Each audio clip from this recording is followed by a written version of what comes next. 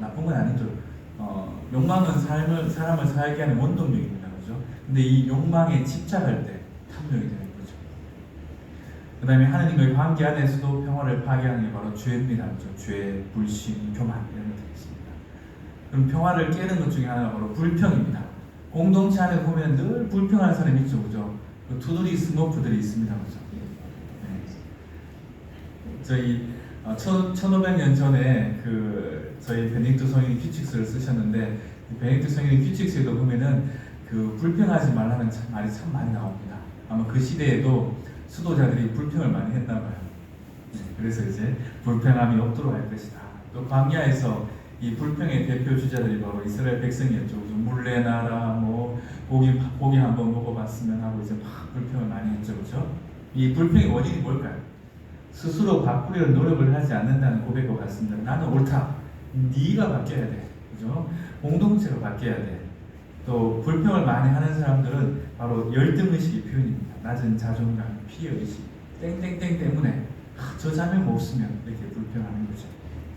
그리고 또 어떤 사람은 불평을 많이 하면 돋보인다고 생각합니다.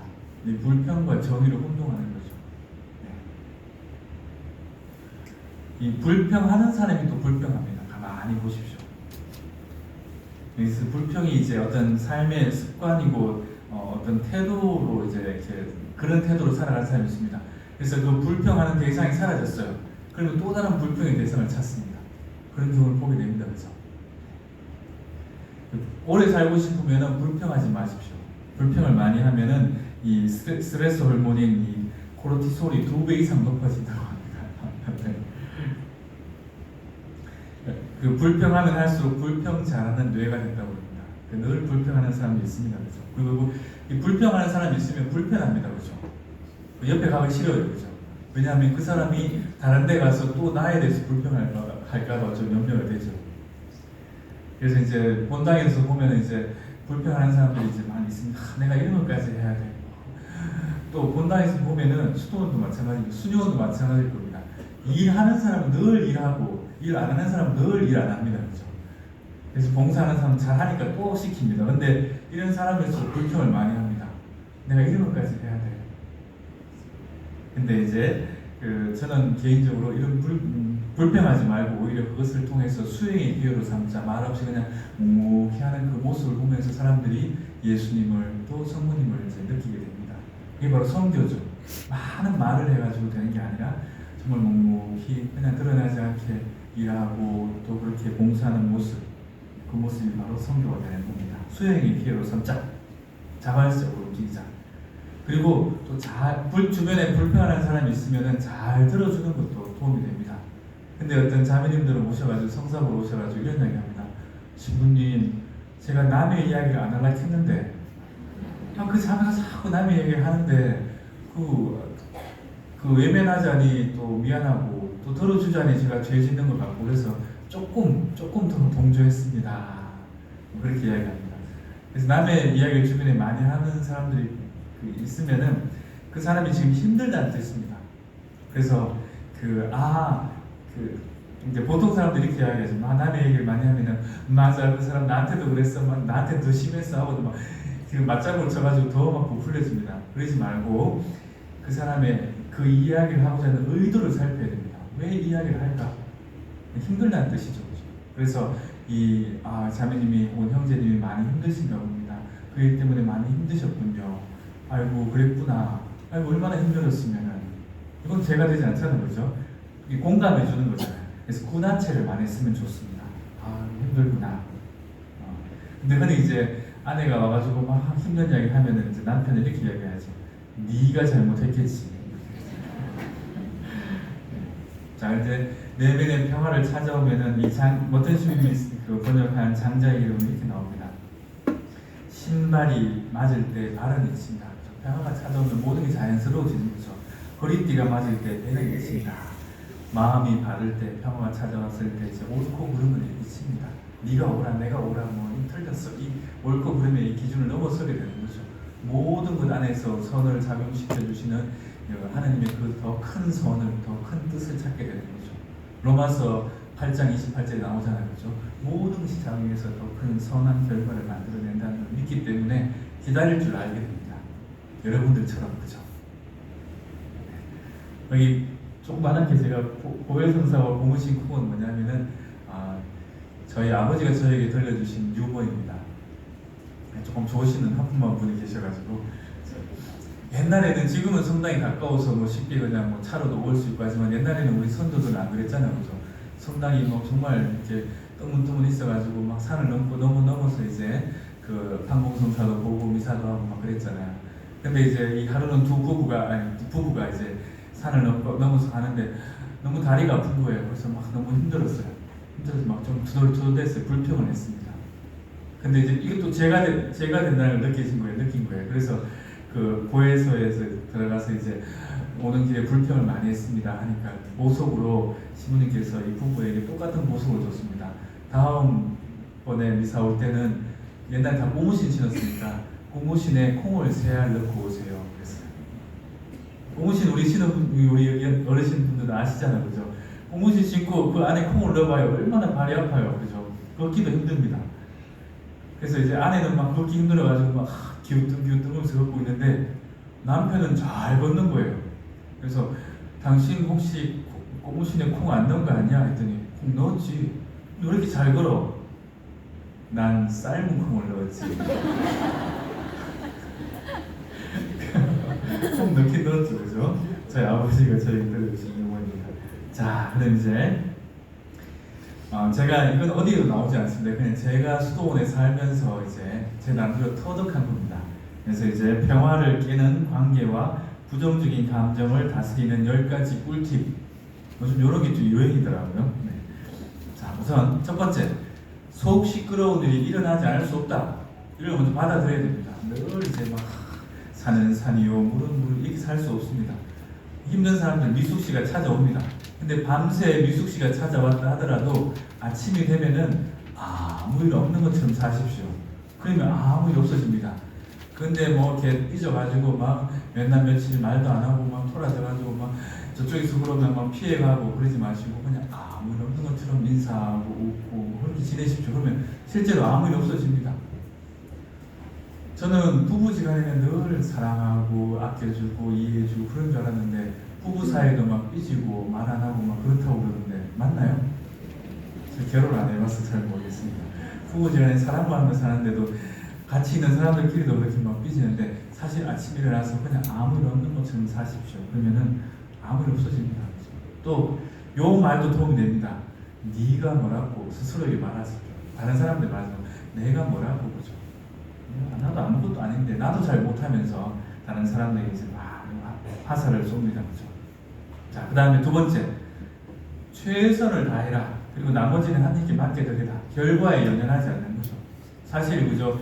나쁜 결과 혹은 좋지 못한 결과가 좋지 못한 결과가 나와서 이제 속 시끄러울 때가 있습니다. 나 이렇게 했더라면 더 잘 됐을 텐데, 내가 저 사람을 만났더라면 더 잘 됐을 텐데, 그렇게 이제 결과에 연연하지 말고 최선을 다했다면 나머지는 하나님께서 맡겨드리십시오.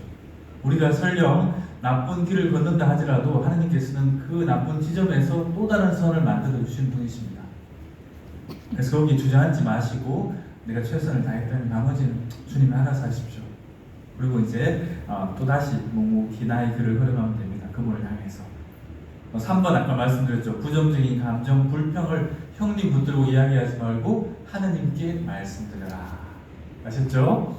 네 번째, 나의 과거, 주어진 상황과 관계를 받아들여라. 먼저 하나님의 뜻을 찾아라. 과거에 저질렀던 실수, 잘못, 그걸 계속 짊어지고 가는 사람이 있습니다. 하나님께 맡겨드리십시오. 이 자매님들 가운데 이제 고해소에 와서 이런 이제 성사 보는 분이 계십니다. 지부님, 성사를 받는데 너무너무 찜찜해서 제가 너무너무 죄인인 것 같아서 성사를 또 옵니다. 하고 이제 과거에 낙태했던 그런 체험들을, 그런 죄에 대해서 고백합니다. 아니, 성사 받으면 됐죠. 왜 또 성사를 보십니까? 계속 마음속에서 제가 살인자 같습니다. 용서받지 못한 것 같습니다. 이런 이야기를 하십니다. 왜 그럴까요? 그것은 그 아기가 태어났으면 받았어야 될 그 사랑의 몫이 남아있기 때문에 그렇습니다. 그죠? 내 배 앞 하나, 그래도 싫었지만 내 배 앞 하나 아기니까 그래도 젖 물리고 업어주고 안아주고 이렇게 먹이고 입히고 다 했을 거 아니에요. 그 아기에게 주었어야 될 사랑의 몫이 아직 남아있기 때문에 죄스러운 겁니다. 죄스러운 거예요. 그래서 성사를 또 보고 하는 겁니다. 네. 하나님의 자비를 무시하는 겁니다. 그죠? 근데 이 사랑의 몫을, 남아있는 주었어야 될 이 사랑의 몫을 해소하면 됩니다. 그런 경우에는. 그래서 정말 힘없는 아이들이나 또 힘없는 어르신들께 내가 그 아기에게 주었어야 될 그 사랑을 이제 그들에게 주십시오. 이거는 지향을 그렇게 두고 사랑을 무상으로 베푸는 겁니다. 그러면은 그런 죄의식은 다 사라지고 오히려 그 낙태된 아기를 통해서 내가 더 큰 사랑으로 나아갈 수 있게 됩니다. 그게 하나님이 원하시는 거죠. 그래서 주변에 그런 사람이 있다면 무상으로 사랑을 더 많이 베풀라고 이야기해 주시면 좋습니다. 주어진 상황과 관계를 이제 받아들이고 인정해라. 나의 성격, 나의 어떤 관계들 다 그죠. 그 다음에 문제나 고통을 가지고 사는 법을 배워라. 모순을 좀 초월해서 바라보는 거죠.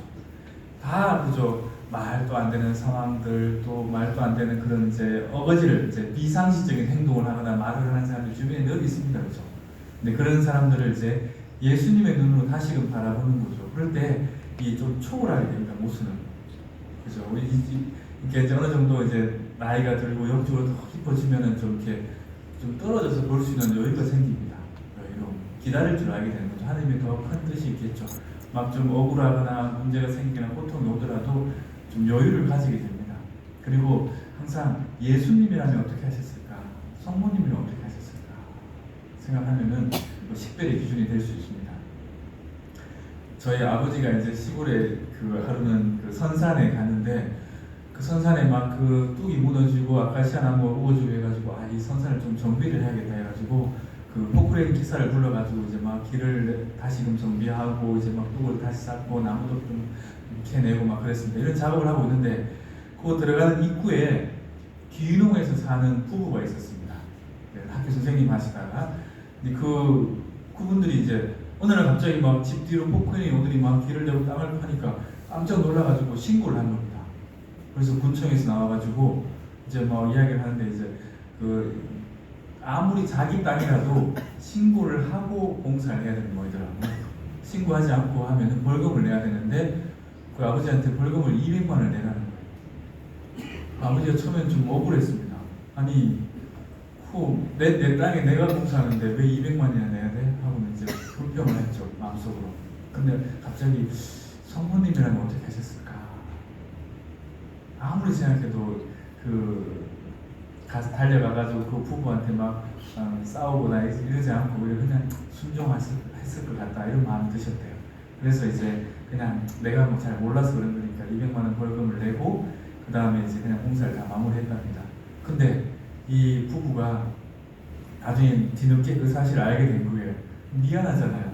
그래서 이제 과일 상자를 사들고는 이제 저희 집에 오셨습니다. 오셔가지고는 그 사연을 모르고 이렇게 해서 미안하다고.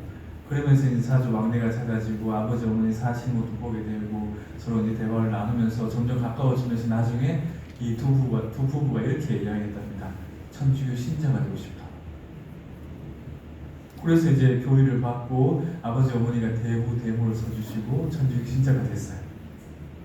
아버지가 이렇게 이야기했습니다. 내가 그때 그 사람들이랑 싸웠으면 아마 평생 원수가 됐을 거다. 근데 예수님의 눈으로 바라보면서 참고 인내했기 때문에 오히려 더 큰 선을 그분께서 선물로 주셨다. 이렇게 이야기했습니다. 자, 그래서 모순을 좀 초월하게 보고 모순을 좀 사소하게 느끼도록 좀 분리시켜라.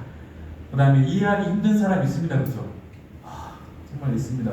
저도 수도원에 지금 중간쯤 되는데 새로 들어오는 우리 젊은 수사님들 이해가 안 됩니다.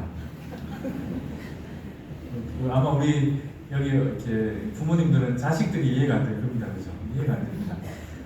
근데 제가 이해하려고 처음에 노력을 많이 했습니다. 근데 포기했습니다.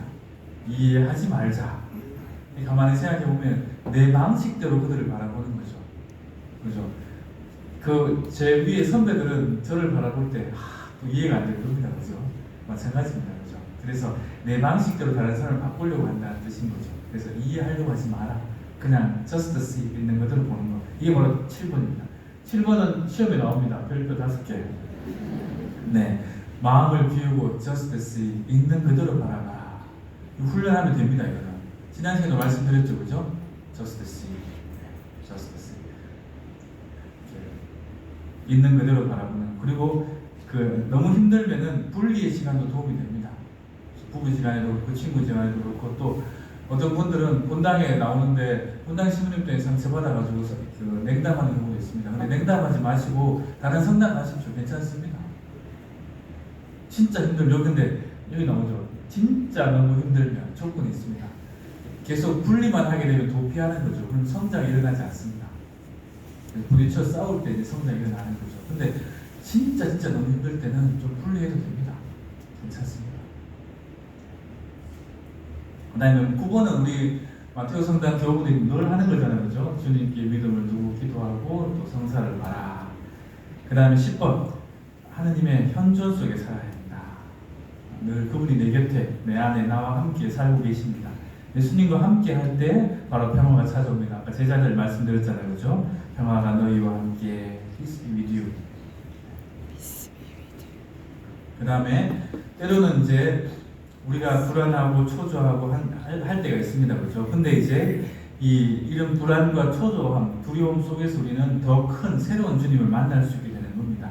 그래서 모험을 떠나야 되는 거죠. 사막으로 가고 광야로 가고, 그죠? 예수님도 유혹을 받으셨죠. 그런 십자가 앞에서 그죠? 유혹을 받으시고 겟세마니 동산에서도, 그죠? 이 잔을 저에게서 거두어 주십시오라고 이야기했습니다. 이런 것들이 이제 필요한 겁니다. 필요한 요소인 거죠. 성장을 위해서. 근데 이제 이런 이제 안전한 것들, 편안한 것들만 찾게 되면은 이제 비전 상실 증후군이라고 그러는데 여기에 빠질 수 있습니다. 이 비커에 그 개구리를 넣고 아주 서서히 가열을 합니다.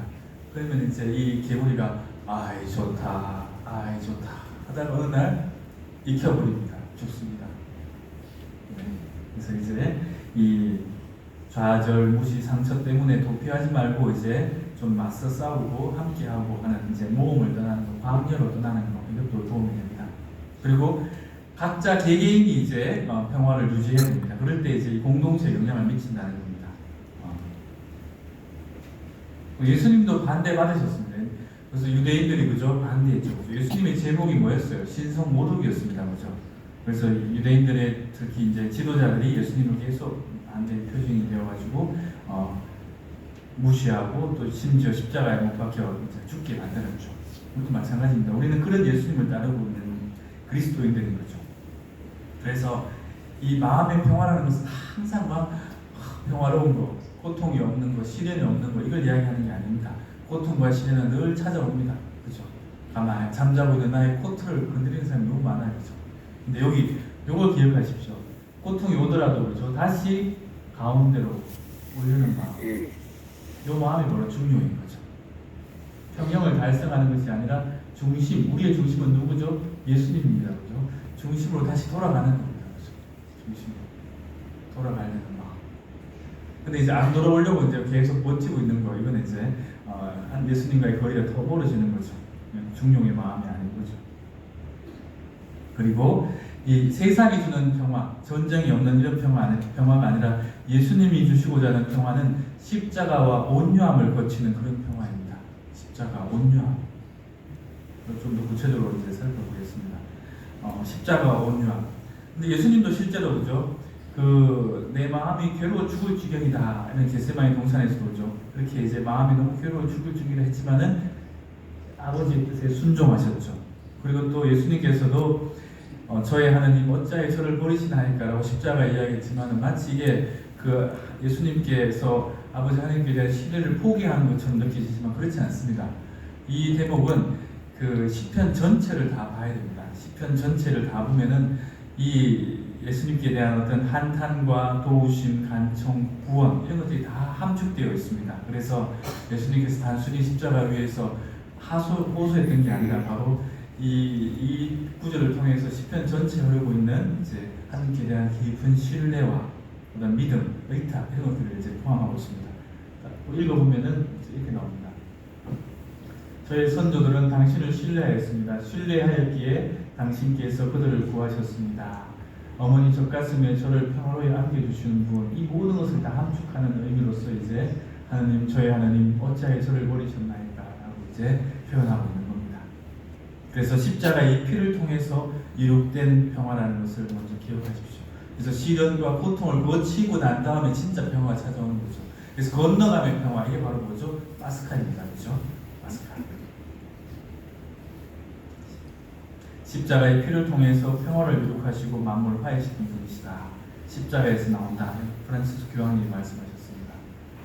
그 다음에 이제 또 온유함에서 나오는, 시간이 없어서 좀 빨리 지나가겠지만 온유함에서 나오는 거죠. 신뢰. 그러니까 아버지 하나님께 온전히 신뢰를 두었기 때문에 이제 이 신뢰를 두고 이제 온유한 마음으로 이제 그분께 이제 주변 사람들에게 또 이렇게 다가가는 거죠. 이 신뢰가 있을 때 온유한 마음이 흘러 넘치게 되는 겁니다. 이 온유한 마음을 잘 표현하는 게 바로 어린 나귀입니다. 예수님께서 어린 나귀를 타고 예루살렘에 입성을 하셨습니다. 이 어린 나귀는 온유함을 상징하죠. 근데 이 어린 나귀 앞에 이런 대목이 붙어 있습니다. 어린 나귀 타신다는 말 앞에 아직 아무도 탄 적이 없이 매어 있는 어린 나귀. 요 구절에 주목해야 됩니다. 아직 아무도 탄 적이 없는. 이게 무슨 말일까요? 이것은 바로 지금까지와는 다른 방식의 사랑을 의미합니다. 아무도 탄 적이 없다는 말은 지금까지와는 다른 방식, 이게 뭔가요? 십자가를 거친 사랑의 방식, 이것을 통해서 우리를 구원하고자 하신다는 것을 상징적으로 보여주는 게 바로 아직 아무도 탄 적이 없는, 지금까지 하나님이 우리를 대신해서 죽은 적이 없습니다. 새로운 방식의 사랑인 거죠. 그래서 누군가와 이제 관계가 뒤틀어져 있고 또 평화가 깨져 있다면은 좀 다른 방식으로 사랑하는 법을 한번 시도해 보십시오.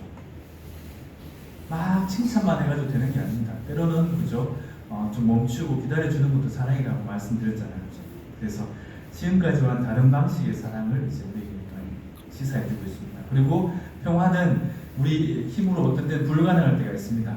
그래서 이제 성령의 도움이 필요합니다. 성령께 의탁하고 성령께서 우리에게 진정한 평화를 주시는 그 원동력이라는 것을 기억하고 성령과 함께 할 때 우리는 평화를 이룩하는 사람이 될 수 있다는 겁니다. 그래서 성령 안에서 살고 숨 쉴 때 우리는 진정한 평화, 외부의 시련이 오더라도 그 안에서 이제 평화를 유지할 수 있게 되는 거죠.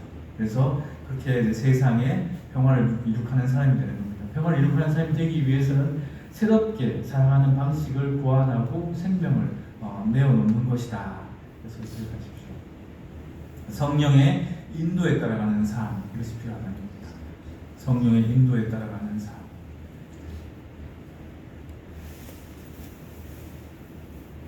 제가 여기 무당 이야기는 뭐냐면은 안경도 활동한다 해서 이제 무당 이야기는 뭐냐면 제가 논문 지도 교수님과 함께 이제 그 경주에서 머문 적이 있었는데 한국에 왔을 때 그 공부하던 중에 근데 이제 좀 무당을 한번 만나고 싶대요, 샤먼을. 그래서 마침 그 근처에 무당이 있어가지고 찾아갔죠.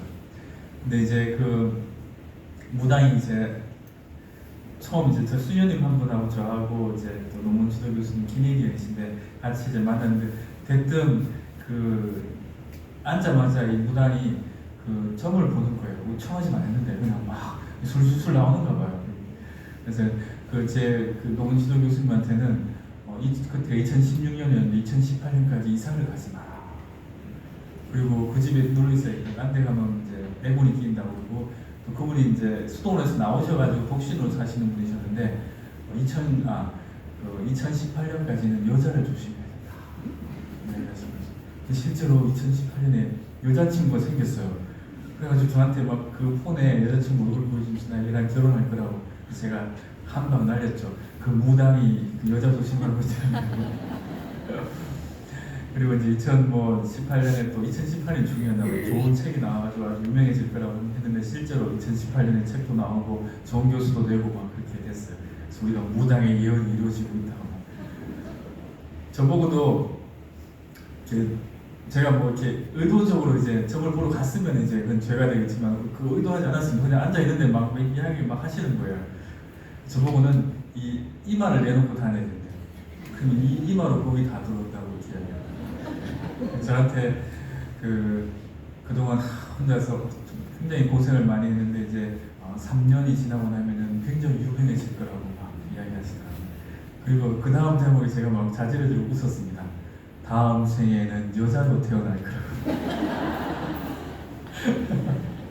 거라고. 좋은 글이에요. 뭐 짐승이나 곤충으로 태어날 수 있는데 사람으로 태어난다. 다음 생에 이렇게 여자로 태어나면은 이제 수녀원에 가야 되나요? 자, 좀 지나가서 그죠. 이제 어떤 신부님이 이야기하는 이제 평온한, 제가 아까도 말씀드린 것처럼 하나님이 현존이라 그랬잖아요, 그죠? 이 현존, 그분과 함께 살아가는 것. 그래서 이렇게 이야기합니다. 토마스 부던 신부님 글을 제가 읽어드리겠습니다. 글이 너무 좋습니다. 하느님 당신과 함께 있는 그곳에는 어떤 대화도, 그러니까 그분이 함께 있으면은 이제 굳이 이제 그 커뮤니언이라고 그러죠, 그죠? 말이 필요 없는 상태, 이 커뮤니케이션이 아니라 말을 넘어가는 상태, 어떤 대화도, 어떤 경쟁도, 어떤 반대도 존재하지 않습니다. 당신은 친교 안에서 발견됩니다. 제 안에 당신이, 당신 안에 제가, 그들 안에 당신이, 그리고 제 안에 그들이 있습니다.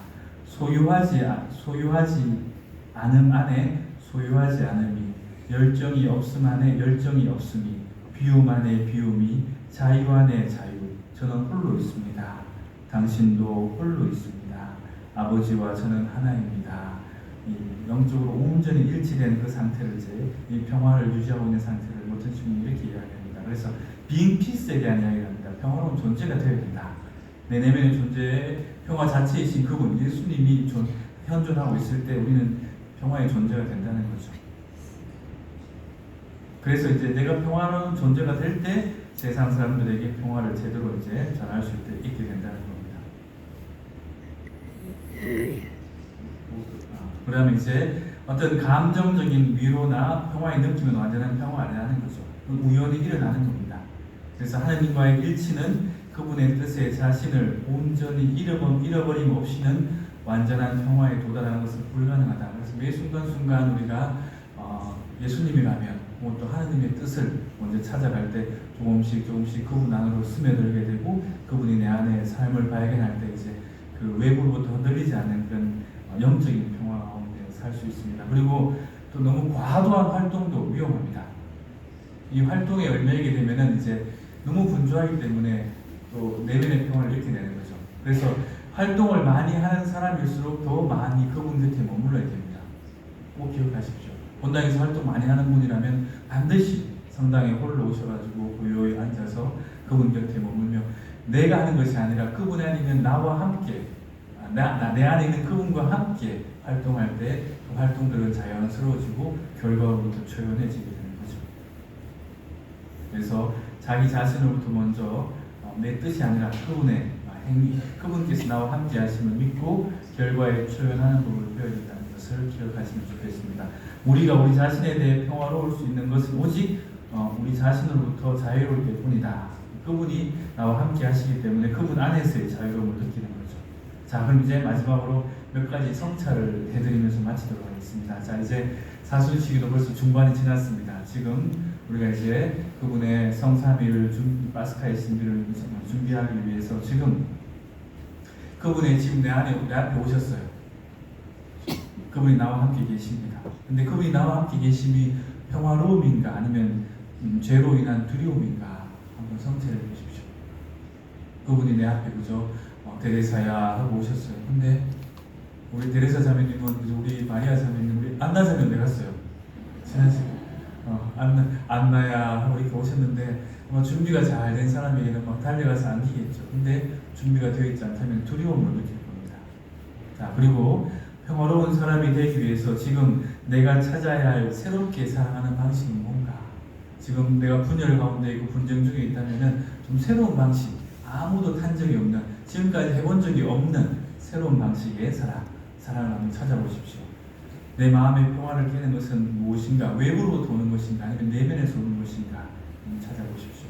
그리고 나는 외부로부터의 상처나 낮은 자존감으로 거짓 평화 속에 미소를 지으며 살고 있지는 않은가? 가면을 쓰고 살고 있지는 않은가?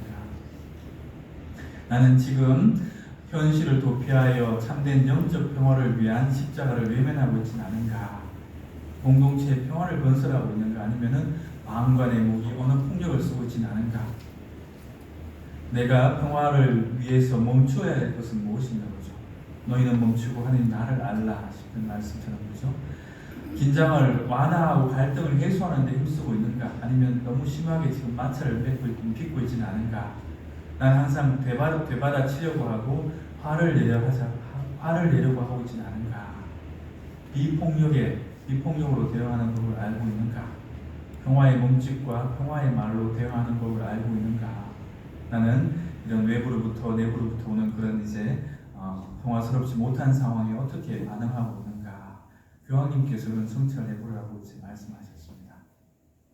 그래서 마음을 일단 비우고 기름을 잘 준비하는 삶, 그 다음에 이미 우리 곁에 계신 예수님을 알아차리는 삶, 내 안에 살고 계신 예수님과 함께 성장하는 것, 예수님의 눈으로 세상과 사람들을 바라보려고 애쓰는 것, 남을 바꾸려고 하기 전에 내가 먼저 그리스도의 마음을 간직하는 것, 영적 평화는 사랑을 통해서 건설된다는 것, 그리고 하나님의 부재가 느껴진다 하더라도 믿음을 갖고 하나님의 사랑과 자비의 믿음을 맡겨드리는 것, 이것이 이제 중요합니다. 그래서 매일 주님 저희에게 당신의 평화를 주소서, 성령을 주소서 이렇게 기도하며 좀 너무 서둘지 말고 성령께 의탁하면서 그분과 함께 매일매일 평화 가운데 또 평화를 빨리 회복하면서 중심으로 돌아오려는 그런 마음으로 살아가면서 새로운 그분을 만나는 그런 성주간 또 그런 부활식이 맞으실 수 있으면 좋겠습니다.